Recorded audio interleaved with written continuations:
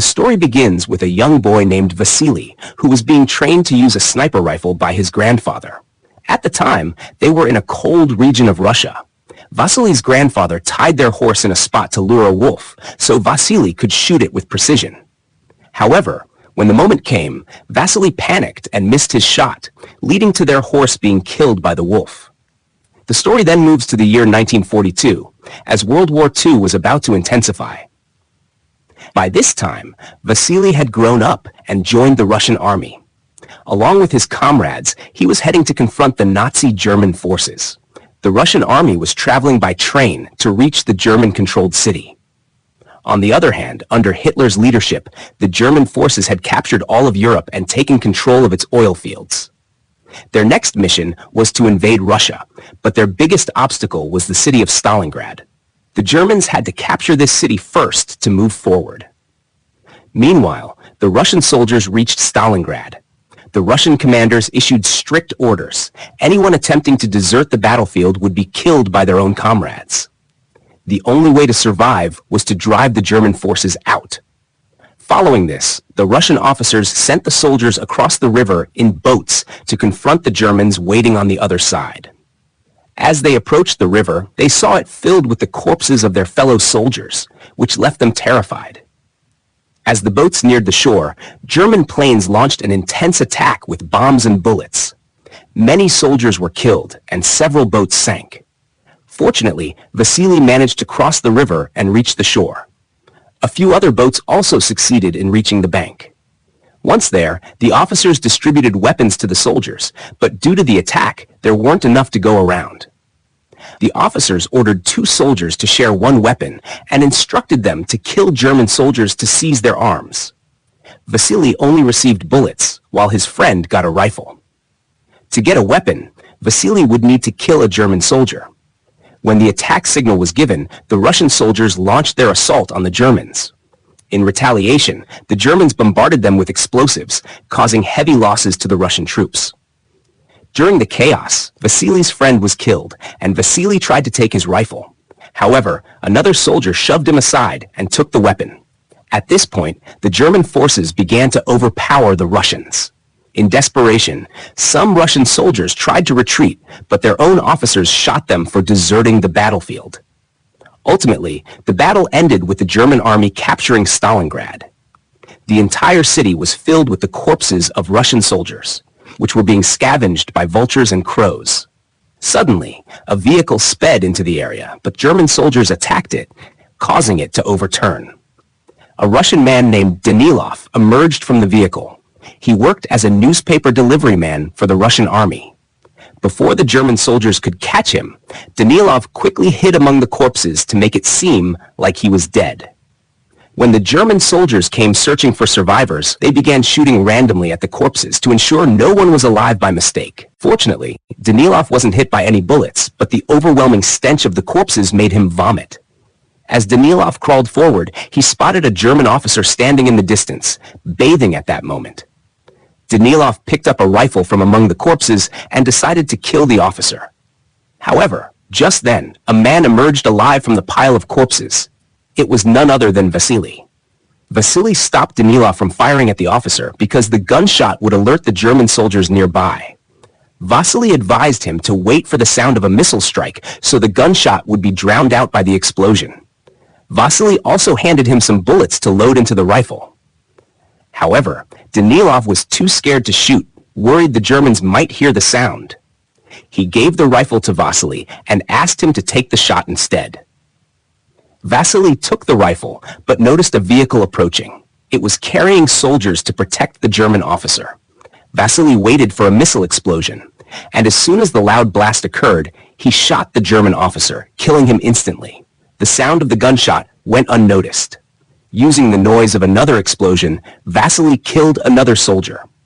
At that moment, one of the German soldiers spotted Vassili. As the soldier tried to throw a grenade at him, Vassili quickly shot him dead before he could act. Now only one German soldier remained. Realizing this, the soldier tried to run to alert others, but Vassili stood up and shot him with perfect accuracy, killing him as well. Danilov was highly impressed by Vassili's sharpshooting skills and bravery. The two of them then reached the Russian army headquarters, where Danilov wrote an article about Vassili for the newspaper. The article described how Vassili had taken down 4 German soldiers and a German officer. Reading this, Vassili felt proud, but didn't show it outwardly. Soon, Khrushchev, a close aide of the Russian leader Stalin, arrived at the headquarters. He was furious with the Russian commander for recklessly sending Russian soldiers to their deaths at the hands of the Germans. Khrushchev warned the commander that if Stalin found out about his actions, he would face a dire fate. Khrushchev advised the commander to quietly leave. As soon as Khrushchev left the commander's office, the sound of gunfire was heard, and it became clear that the commander had been executed. Khrushchev then asked the officers how they could boost the morale of the soldiers to fight back against the Nazis and reclaim Stalingrad. Danilov suggested that instead of forcing soldiers into battle, they should promote those who had bravely faced the Germans.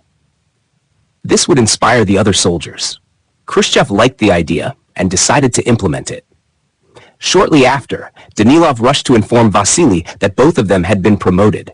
Vassili's story in the newspaper had become widely popular, and people all over the country praised his bravery. After becoming a sniper, Vassili killed 33 German soldiers and forced 13 German commanders to resign. One day, Vassili was aiming at a German commander, ready to shoot. However, just as he was about to fire, a child appeared in front of him, distracting him and causing him to miss the shot. The child's name was Sasha, a Russian boy who admired Vassili after hearing stories of his bravery. Sasha considered Vassili his hero. Sasha brought Vassili to his home, where his mother welcomed Vassili warmly and treated him with great care. Shortly afterward, Danilov and a beautiful woman named Tanya arrived. Tanya was Sasha's neighbor and worked secretly to protect civilians from the German soldiers. She also spoke German fluently. When Danilov first saw Tanya, he immediately fell for her, but Tanya admired Vassili because of his bravery. Meanwhile, we see a German commander who had sent an invitation to the world's best sniper, named König. When König arrived, the commander at the German military headquarters met him and explained that a Russian sniper had killed many of their soldiers.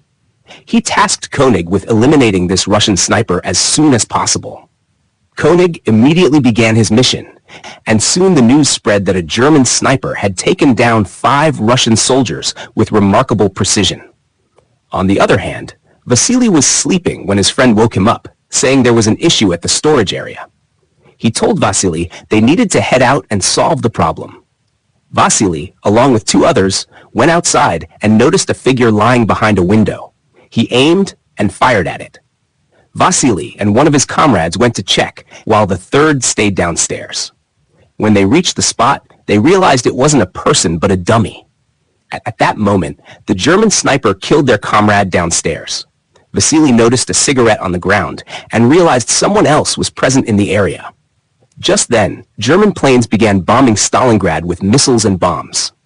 Seeing this, Vassili's comrade panicked and tried to flee, but the clever German sniper killed him as well.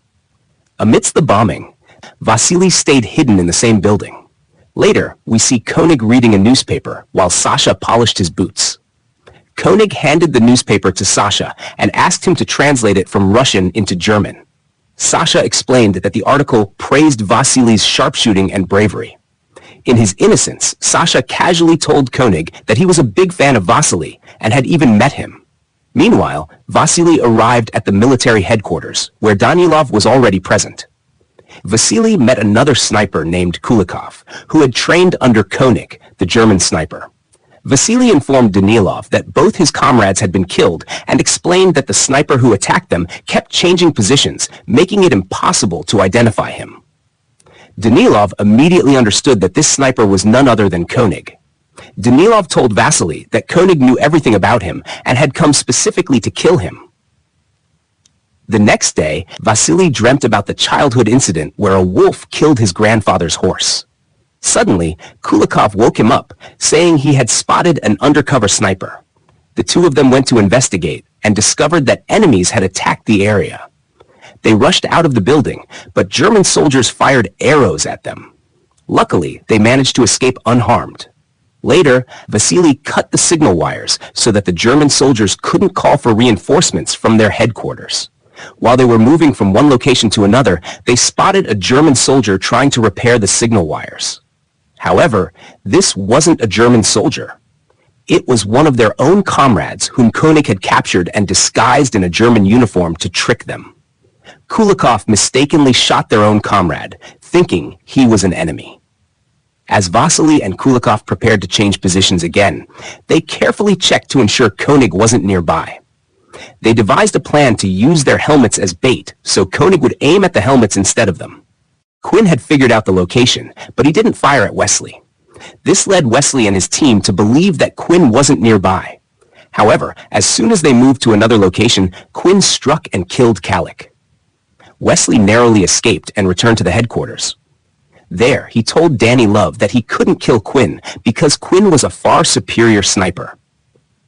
Danny Love, however, encouraged him and promised to gather all the intelligence on Quinn to help Wesley. This gave Wesley a bit of confidence. Meanwhile, Quinn befriended a young boy named Sasha, giving him sweets in exchange for information about Wesley. After collecting enough details, Quinn stealthily entered a building where Wesley was expected to arrive and waited for him in hiding. Wesley, on the other hand, anticipated an ambush and used ventilation pipes to move cautiously. When Quinn heard sounds coming from the pipes, he waited for the person to emerge.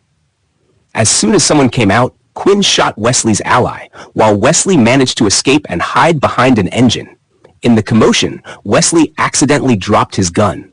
Wesley instructed his injured ally to return to headquarters and then attempted to retrieve his gun by attaching a knife to a rope. However, Quinn fired a shot that severed the rope. At the same time, German army planes began bombing the area, causing glass to shatter all around the building. One of the shattered glass pieces reflected Wesley's image, which caught Quinn's attention. The injured soldier, upon reaching headquarters, informed Tanya about Wesley's situation. Concerned for Wesley, Tanya decided to help him. She crawled through the ventilation pipes to reach him. Just as she was about to exit the pipe, Wesley stopped her. He then asked Tanya to position a mirror toward Quinn's location so that he could get a clear view. Tanya did as instructed, and at that moment, Wesley fired a shot that struck Quinn's hand. Wesley then returned to headquarters, where he received much praise for his accurate shot at Quinn. Later, Wesley met Danny Love and requested him not to publish any articles about him in the newspaper. Wesley expressed that he wanted to remain anonymous like other soldiers. However, Danny Love argued that Wesley wasn't an ordinary soldier, but an exceptional sniper whose stories of bravery inspired other soldiers. Afterward, Danny Love introduced Sasha to Wesley, explaining how Sasha had been spying on Quinn for them. Sasha revealed that when he polished Quinn's boots, he noticed yellow dust on them, a type of dirt that was only found near a chemical factory. Sasha was thrilled to be helping the Russian army, but Wesley grew angry at Danny Love for putting a child's life in danger. Eventually, Sasha guided Wesley to the chemical factory that Quinn frequented. Wesley hid among piles of corpses, waiting for Quinn. However, after some time, Wesley fell asleep. During this time, Quinn passed right in front of him, but Wesley didn't notice because he was asleep. Meanwhile, the German army launched an attack on the city. A German soldier who was looting wallets from dead bodies came across Wesley's wallet. Just then, Quinn noticed Wesley lying among the corpses and attempted to shoot him. However, the looting soldier accidentally came between them, blocking Quinn's shot. Later, the German army arrested the looting soldier and found Wesley's wallet with him, revealing critical information. Quinn had no reason to stay after hearing that Wesley had supposedly died. The commander ordered him to pack his bags. Meanwhile, the Russian commander became furious upon hearing the news of Wesley's death. However, Danny Love calmed him down by explaining that Wesley was still alive.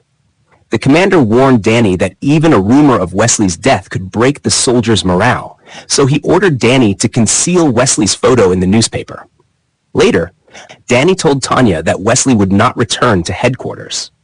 When Tanya asked why, Danny didn't reveal that Wesley himself had spread the rumor of his death. Tanya became worried when she heard the false news of Wesley's death on German radio. On the other hand, Quinn went to get his boots cleaned by Sasha, who was crying after hearing about Wesley's death. Quinn comforted the boy, saying, "Don't cry, kid. He's still alive." He then asked Sasha to go home and return to the train station the next morning. Sasha immediately informed Danilov about Quinn's train station plan. The next morning, Wesley arrived at the train station and was surprised to see Tanya there. He asked how she knew he would come. Tanya told him that Sasha had informed her. She emotionally confessed that even though the German radio reported his death, she knew he was alive. The two shared a heartfelt moment and grew closer. Meanwhile, Sasha also arrived at the train station to meet Wesley, but Quinn was already waiting for him. Quinn had deduced that the boy was a Russian spy.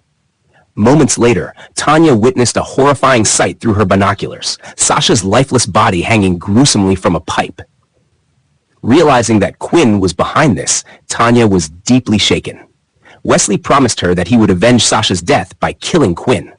At the same time, German forces entered the city, and the Russian soldiers tried to evacuate Sasha's mother by sending her across the river in a boat. However, she refused to leave, insisting that she would wait for her son.